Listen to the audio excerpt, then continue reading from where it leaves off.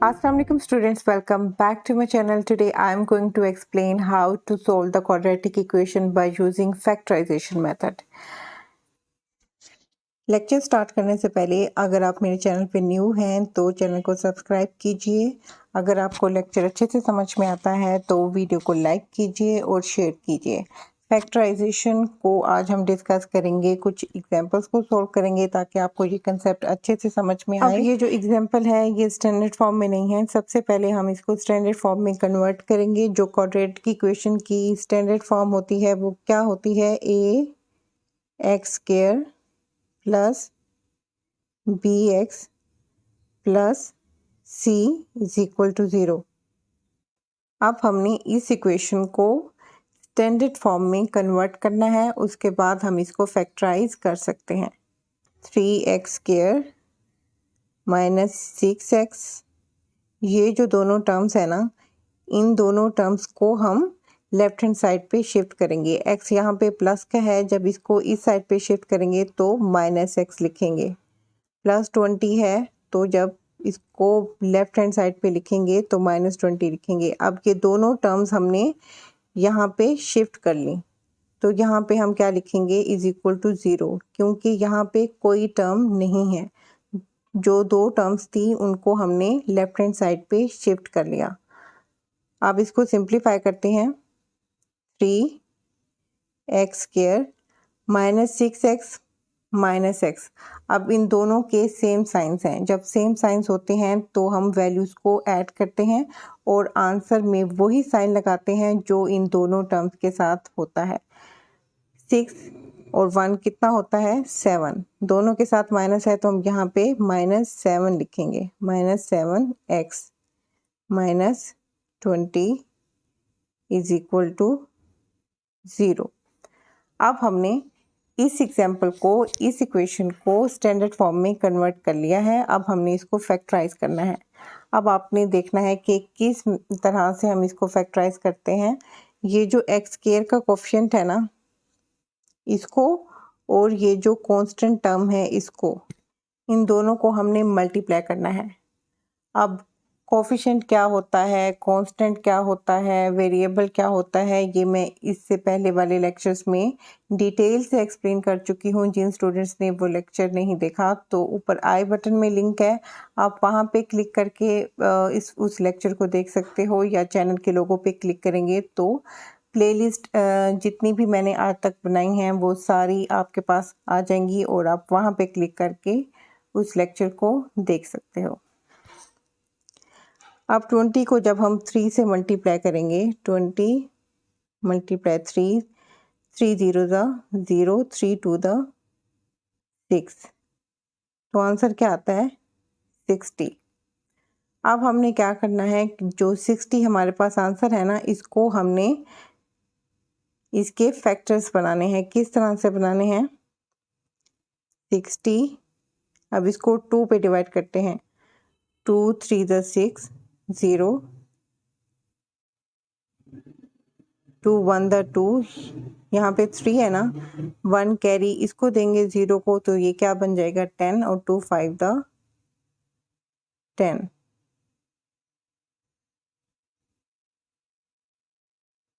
3 5 15।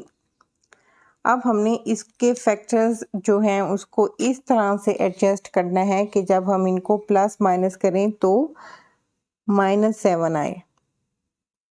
अब देखें यहाँ पे 2 2 4, 4 3 12, 12 में से जब हम 5 को माइनस करते हैं तो आंसर क्या आता है? 7। अब अगर हम +12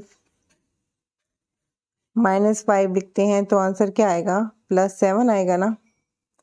और अगर हम -12 +5 लिखते हैं तो आंसर क्या आएगा? -7। और यहाँ पे भी हमने -7 ही लेके आना है, तो हम -12 प्लस 5 लिखेंगे। और प्लस माइनस के जितने भी रूल्स हैं वो भी मैं फर्स्ट लेक्चर में डिस्कस कर चुकी हूँ। बेसिक मैथ कंसेप्ट सीरीज़ के फर्स्ट लेक्चर में मैंने इसको डिस्कस किया है। डिस्क्रिप्शन बॉक्स में लिंक है, आप वहाँ पे क्लिक करके उस लेक्चर को देख सकते हो। अब हमने यहाँ पे क्या लिखना है, -12x प्लस 5x। 3x² को एज इट इज़ ही लिखेंगे, -12x प्लस 5x। और यहाँ पे क्या था, -20 इज इक्वल टू 0। मैं दोबारा से एक्सप्लेन कर देती हूँ। जो x² का कोफिशिएंट है उसको और जो कांस्टेंट टर्म है उसको हमने क्या करना है, मल्टीप्लाई करना है। जो आंसर आएगा उसके हमने फैक्टर्स बनाने हैं और फैक्टर्स को हमने इस तरह से एडजस्ट करना है कि जो x का कोफिशिएंट है ना वो आए। अब यहाँ पे x का कोफिशिएंट -7 है तो हमने 12 प्लस 5 लिखा ताकि हमारे पास जो आंसर है वो -7 है। अब -7x की जगह पे हम -12x प्लस 5x लिख सकते हैं, जैसा कि हमने यहाँ पे लिखा है। अब हमने 2 के पेयर्स बनाने हैं। इन 2 टर्म्स में से कॉमन लेंगे और इन 2 टर्म्स में से कॉमन लेंगे। अब किस तरह से कॉमन लेना है, अब इनमें देखें 3 भी कॉमन है और x भी कॉमन है, तो यहाँ पे 3x कॉमन लेंगे। यहाँ पे क्या आ जाएगा, x। 3 4 12 होता है तो यहाँ पे हम क्या लिखेंगे, 4। यहाँ पे एक x था ना तो वो हमने कॉमन ले लिया, तो यहाँ पे 4 के साथ x नहीं लिखेंगे। और यहाँ पे हम क्या कॉमन लेंगे, 5। x कॉमन नहीं लेंगे क्योंकि 20 के साथ x नहीं है। x 5 4 20 होता है ना, तो यहाँ पे हम क्या लिखेंगे, 4 इज इक्वल टू 0। अब आप अपने क्वेश्चन को किस तरह से चेक करेंगे कि आपने जो ये 2 पेयर्स बनाए हैं वो ठीक हैं या नहीं हैं, वो इस तरह से आप चेक करेंगे कि ये जो पेयर बनेगा ना ये पेयर सेम होना चाहिए। अगर तो ये पेयर सेम है इट्स मीन कि आपने जो फैक्टर्स बनाए हैं वो बिल्कुल ठीक हैं, आप क्वेश्चन को आगे सोल्व कर सकते हैं। अगर ये पेयर सेम नहीं आते इट्स मीन कि आपने ये जो फैक्टर्स हैं वो ठीक नहीं हैं। आप दोबारा से उसको एडजस्ट कीजिए और दोबारा से उसके फैक्टर्स बनाइए ताकि ये जो दोनों पेयर्स हैं ये सेम आ जाएं। अब ये दोनों पेयर सेम जब आ जाते हैं तो हमने इन दोनों टर्म्स में से ये पेयर कॉमन ले लिया, यहाँ से भी कॉमन ले लिया और यहाँ से भी कॉमन ले लिया। जब यहाँ से हमने कॉमन ले लिया x - 4 तो यहाँ पे क्या रह गया, 3x और यहाँ पे प्लस 5 इज इक्वल टू 0। बहुत से स्टूडेंट्स यहाँ पे क्या मिस्टेक करते हैं कि ये जो ब्रैकेट्स है ना, ये ब्रैकेट्स ये वाली ब्रैकेट और ये वाली ब्रैकेट यूज़ नहीं करते। तो आपने ये मिस्टेक नहीं करनी, इन ब्रैकेट्स को लाजमी यूज़ करना है क्योंकि आप कॉमन ले रहे हो x - 4। अब हमने 1 बाय 1 क्या करना है, इसको पहले इज इक्वल टू 0 लिखना है और फिर इसको हमने इज इक्वल टू 0 लिखना है। अब यहाँ पे हमने इन दोनों टर्म्स को 0 के इक्वल लिखा है और सेंटर में हमने क्या लिखना है, और लिखना है। इट्स मीन कि या तो ये 0 के इक्वल है या ये 0 के इक्वल है। जब x - 4 0 के इक्वल होगा यहाँ से हमने x की वैल्यू फाइंड करनी है, और जब 3x + 5 इज इक्वल टू 0 होगा तो यहाँ से हमने x की वैल्यू फाइंड करनी है। अब यहाँ पे देखें x को हम इस साइड पे ही रहने देंगे और -4 को हम इस साइड पे शिफ्ट करेंगे। यहाँ पे -4 है और तो जब इस साइड पे शिफ्ट होगा तो +4 हो जाएगा x। अब x की एक वैल्यू हमने क्या फाइंड की, +4। अब यहाँ से हम x की वैल्यू फाइंड करेंगे 3x, 5 को उस साइड पे शिफ्ट करेंगे तो -5 लिखेंगे। अब यहाँ पे 3x के साथ मल्टीप्लाई हो रहा है तो हमने x की वैल्यू फाइंड करनी है ना, तो हमने 3 को यहाँ से ख़त्म करना है। किस तरह से ख़त्म करेंगे, 3 से डिवाइड कर देंगे बोथ साइड पे। ये 3 से क्या हो जाएगा, कैंसिल हो जाएगा और x की वैल्यू हमारे पास क्या आ जाएगी, -5/3। अब x की वैल्यू या तो 4 होगी या x की वैल्यू -5/3 होगी। अब इसको सॉल्यूशन सेट में हमने लिखना है। किस तरह से लिखेंगे? सॉल्यूशन सेट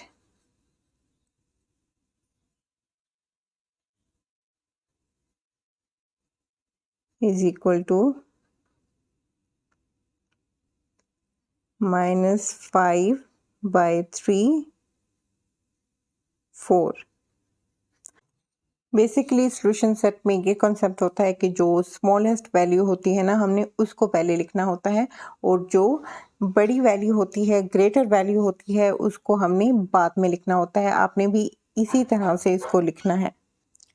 बहुत से स्टूडेंट्स क्या करते हैं कि जो वैल्यू पहले फाइंड करते हैं ना, उसको पहले लिखते हैं, और जो बाद में फाइंड करते हैं उसको बाद में लिखते हैं। इस तरह से नहीं करना। जो स्मॉलेस्ट वैल्यू है या जो माइनस में वैल्यू है उसको पहले लिखना है, और जो पॉजिटिव वैल्यू है उसको बाद में लिखना है।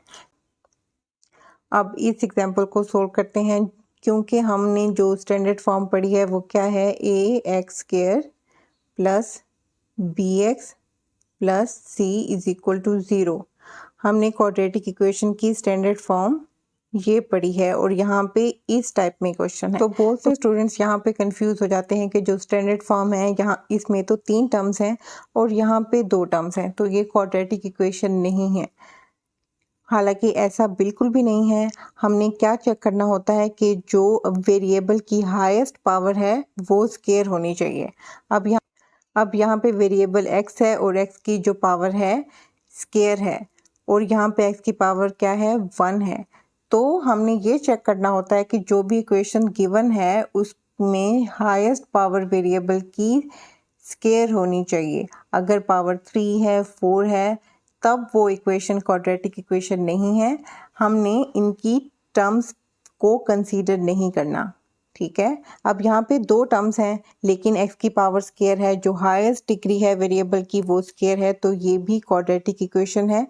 इसको भी हम ईजिली सोल्व कर सकते हैं। सबसे पहले हमने राइट हैंड साइड पे 0 लेके आना है। अब हम इस इक्वेशन को स्टैंडर्ड फॉर्म में लिखेंगे 5x²।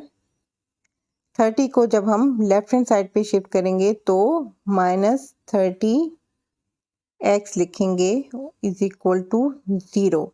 क्योंकि राइट हैंड साइड पे कोई भी वैल्यू नहीं है तो यहाँ पे हम 0 लिखेंगे, क्योंकि जो एक वैल्यू थी उसको हमने लेफ्ट हैंड साइड पे शिफ्ट कर लिया है। अब यहाँ पे देखें क्या कॉमन ले सकते हैं, 5 कॉमन ले सकते हैं और x कॉमन ले सकते हैं। x यहाँ पे भी है, x यहाँ पे भी है, और जो 5 है वो 30 को डिवाइड करता है, तो हम 5 भी कॉमन लेंगे। यहाँ पे 5x² है तो 5x हमने कॉमन ले लिया, तो यहाँ पे बाकी हम क्या लिखेंगे, x। यहाँ पे माइनस है तो हमने यहाँ पे भी माइनस का साइन ही यूज़ करना है। 5 6 30 होता है, तो हम यहाँ पे क्या लिखेंगे, 6, और x नहीं लिखेंगे क्योंकि यहाँ पे एक x था वो हमने यहाँ पे कॉमन ले लिया। यहाँ पे तो 2x थे ना, x² means x multiply x। यहाँ पे 2x थे तो हमने एक x कॉमन लिया, तो एक x हमने ब्रैकेट में लिखा। अब यहाँ पे 30 के साथ सिर्फ एक ही x है, वो हमने कॉमन ले लिया, तो यहाँ पे x हम नहीं लिखेंगे इज इक्वल टू 0। अब इसको भी हम सेम उसी मेथड से सोल्व करेंगे। पहले 5x को 0 के इक्वल लिखेंगे, फिर x - 6 को 0 के इक्वल लिखेंगे। 5x इज इक्वल टू 0 और x - 6 इज इक्वल टू 0। अब यहाँ पे हमने 5 को ख़त्म करना है, 5x के साथ मल्टीप्लाई हो रहा है, तो हम क्या करेंगे, बोथ साइड पे 5 से डिवाइड कर देंगे। ये 5 इससे डिवाइड हो जाएगा। 0 को किसी भी नंबर से डिवाइड करते हैं तो आंसर क्या आता है, 0। तो यहाँ से हमने x की वैल्यू क्या फाइंड की, 0।